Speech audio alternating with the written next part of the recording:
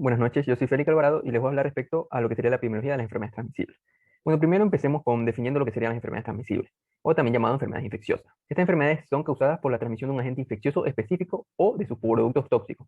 La importancia de esta radica en que tiene una alta mortalidad en lo que serían los países subdesarrollados, como sería el caso de Ecuador, donde este sería un motivo muy frecuente de consulta y lo que sería de ausentismo laboral. Bueno, ahora vamos a hablar respecto a lo que sería la cadena de transmisión. Que bueno, respecto a, déjeme poner el puntero, aquí. Respecto a lo que sería la cadena de transmisión, tenemos que se da la interacción de tres agentes, lo que sería el agente causal o también llamado agente infeccioso, lo que sería el ambiente y lo que sería el huésped de la enfermedad. Con respecto a lo que sería el agente infeccioso, tenemos que este es el punto, este es el agente el cual va a infectar lo que sería un huésped, donde este se va a desarrollar y a multiplicar, lo que sería provocar una infección. Bueno, la evolución de esta infección va a depender de básicamente cuatro factores, lo que sería la patogenicidad del agente, la virulencia del agente, la infectividad y la dosis infectiva. Por otro lado, tenemos lo que sería el medio ambiente. En este medio ambiente tenemos, bueno, tenemos cuatro tipos de ambiente, que sería el ambiente físico, el ambiente químico, el ambiente biológico y el ambiente sociocultural. Que esto, bueno, también influye en lo que sería la transmisión de las enfermedades. Por otro lado, tenemos que es el huésped, que es ya sea la persona o el animal que proporciona el lugar o el medio adecuado para que un agente infeccioso crezca y se multiplique. Bueno, ahora vamos a hablar respecto a lo que sería el proceso de transmisión, el cual es la propagación del agente infeccioso a través del ambiente o de una persona a un huésped susceptible. Esto puede ser tanto directa o indirecta. Bueno, respecto a la transmisión directa, es aquella que se da inmediatamente entre el huésped infectado y lo que sería hasta lo que sería otro huésped. Es decir, no hay un punto intermedio, un medio, un vector o un vehículo por el cual se va a transmitir la infección. Un caso sería, por ejemplo, en esta imagen en el cual tenemos que se va a infectar prácticamente lo que sería tenemos el huésped de la enfermedad y este se le va a infectar a otra enfermedad. Esto sería una transmisión directa, es decir, no hay un medio intermedio por el cual se va a transmitir la enfermedad. Esto sería, por ejemplo, lo que serían por contacto, por besos, por relaciones sexuales.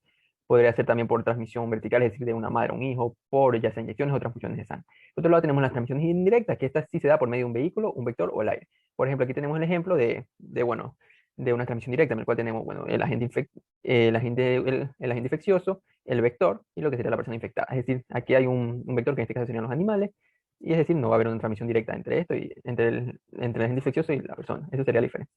Bueno, hay que establecer varios conceptos claros para seguir hablando de este tema, lo que sería la epidemia, las enfermedades endémicas, las enfermedades emergentes y las enfermedades reemergentes. Respecto a la epidemia, tenemos que es la aparición en una comunidad o región de un número de casos de una enfermedad demasiado grande o inesperado para ese momento o ese lugar.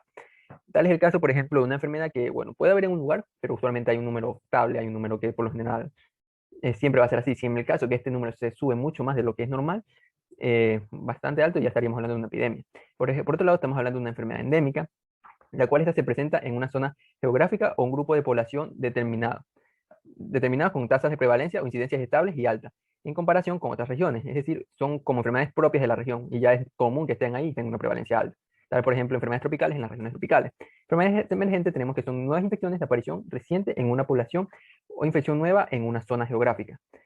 Es decir, son enfermedades que no son propias de esta zona y puede pasar de un lugar a otro. Por ejemplo, tenemos el caso del chikungunya, el cual no era propio de lo que sería la región de Sudamérica, y hubo un tiempo en que empezó a emerger en esta zona.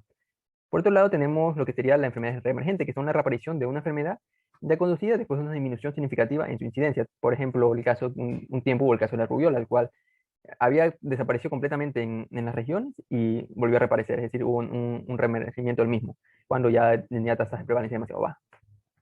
Ahora vamos a hablar respecto a la vía de transmisión, que bueno, básicamente tenemos tres vías principales de transmisión. Tenemos por contacto, por gotitas y por vía aérea. Por contacto tenemos que esta puede ser directo o indirecto, ya sea con un paciente o lector en el cual tenga el agente infeccioso. Ya por otro lado tenemos lo que sería por gotita, que está, bueno, esta requiere un contacto cercano entre que sería la fuente y la persona susceptible, es decir, necesita estar bastante cerca para que pues, se pueda transmitir de esta forma. Por otro lado tenemos la vía aérea. En esta vía, podría decirse que es la más peligrosa, porque es más transmisible que el resto. Esta puede viajar grandes distancias el agente infeccioso y puede permanecer en el aire durante un mayor tiempo. Es aquí donde reside su peligrosidad. Vamos a hablar respecto a la precaución de rutina para control de infecciones. Bueno, básicamente ahí tenemos dos, que lo sería para control de infecciones principales, el lavado de mano y lo que sería el EPP o equipo de protección personal. El lavado de mano puede ser usado tanto por personal médico como por personas, que esto claramente disminuiría en gran medida el caso de enfermedades. Por ejemplo, es por eso que reside la importancia del lavado de mano para prevenir lo que sería la diseminación del coronavirus. Es súper importante.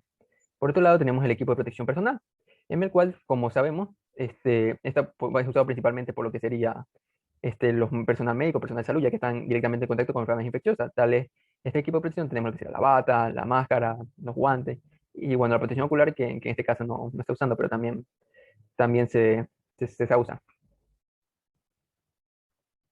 Bueno, hablando de otro tema, vamos a hablar respecto a lo que sería la fiebre de origen desconocida o también denominado FOC. Que bueno, básicamente vamos a establecer dos conceptos claros para entender esto, de lo que sería la fiebre y la hipertermia. Bueno, la fiebre se podría definir como un aumento de la temperatura axilar a mayor a 37 grados. Esta fiebre debe diferenciarse de lo que sería la febrícula, de que la febrícula usualmente podría decirse que es una fiebre baja, es decir, no pasa los 37,5 grados, ahí se denomina febrícula. Si es mayor a esto, ya se podría denominar fiebre. Pero bueno, claramente habría que diferenciarlo de la hipertermia, que es un aumento incontrolable de la temperatura, pero no es lo mismo que lo que sería fiebre. Esta aumenta a mayor de 40 grados y, bueno, como ya mencioné, es difícil diferenciarla de la fiebre. Y esta, bueno, no precisamente puede ser por una causa infecciosa, por ejemplo, puede ser después una persona que esté durante el sol mucho tiempo, haga bastante ejercicio. Y bueno, y la clave para diferenciarlo reside en dos puntos claves. Nos ayudará a la diferenciación, lo que sería la anamnesis dirigida sobre la etiología, es decir, sobre, por ejemplo, como ya mencioné, si un paciente estuvo menstruado durante tiempo, estuvo haciendo ejercicio, lo más probable es que pueda ser por hipertermia. Y también tenemos lo que sería la respuesta a los antipiréticos por parte de lo que sería la hipertermia. Ahora vamos a hablar de establecer lo que sería el concepto de FOC. Que bueno, tenemos el concepto establecido por Peterson y Benson en 1961, cual define el FOC como, bueno, una enfermedad, una fiebre, mejor dicho, en la cual hay una temperatura mayor a 38,3 grados en varias mediciones, y esta va a durar más de 3 semanas, y esta no tiene diagnóstico a pesar de una semana de hospitalización o una semana del estudio del mismo. Bueno, este concepto fue modificado por Durack y Streck en 1991. Este concepto modificado cambió el tercer criterio, es decir, el de no diagnóstico a pesar de la semana de hospitalización. Este no diagnóstico, esta se la cambió por no diagnóstico tras 3 días de estudio en el hospital o 3 días de visita extrahospitalaria. Bueno, ahora vamos a hablar respecto a lo que sería la clasificación de la FOC o la fiebre de origen desconocido. Que bueno, tenemos la FOC clásica, la FOC neutropénica, la FOC nosocomial y la FOC en pacientes con VIH. Bueno, básicamente estas enfermedades tienen el mismo, tienen manifestaciones clínicas parecidas, solo que bueno, cada una tiene algo que diferencia. Bueno, primero la FOC clásica, básicamente es la temperatura mayor a 38,3 grados, duración mayor a 3 semanas y el no diagnóstico tras 3 días de estudio y hospitalización. En la FOC neutropénica es básicamente el mismo concepto, solo que en esta va a haber presencia de neutrófilos polimorfonucleares. En la FOC nosocomial, esta la característica principal es que el paciente va a estar hospitalizado, es decir, no va a tener la fiebre antes de la hospitalización y después de la hospitalización va a empezar a presentar lo que sería la fiebre. Luego tenemos el foco de paciente con VIH. En este paciente, bueno, la característica es que tiene un VIH ya conocido, con ya las características que ya se mencionó en lo que sería la FOC clásica. Ahora vamos a ver la clasificación de la etiología de la FOC o la fiebre de origen desconocido. Bueno, tenemos las infecciones, que puede ser, por ejemplo, tuberculosis, un síndrome mononucleósido, un acceso intraabdominal o una fiebre Q. Por otro caso, tenemos la neoplasia, la cual, bueno, esta puede ser por linfomas, lo que sería leucemias, carcinomas, sarcoma o un tumor auricular. Por otro lado, tenemos lo que serían las inflamaciones, la cual tenemos lo que sería las vasculitis, por ejemplo, lo que sería la artritis, el Wegener, la enfermedad senil del adulto, la poliomialgia. Por otro lado, tenemos la miscelánea, que bueno, esta puede decirse que aquí incluye un grupo muy importante, que sería la fiebre por fármaco, que en esta el paciente tiene características que suele presentar eosinofilia y rascután, aunque bueno, también puede ser por enfermedades tromboembolíticas o enfermedades granulomatosas. Ahora vamos a hablar por último de lo que sería el tratamiento, que bueno, este tratamiento básicamente es empírico, es decir, es en base no, es en base a la experiencia del médico, en base a su criterio clínico.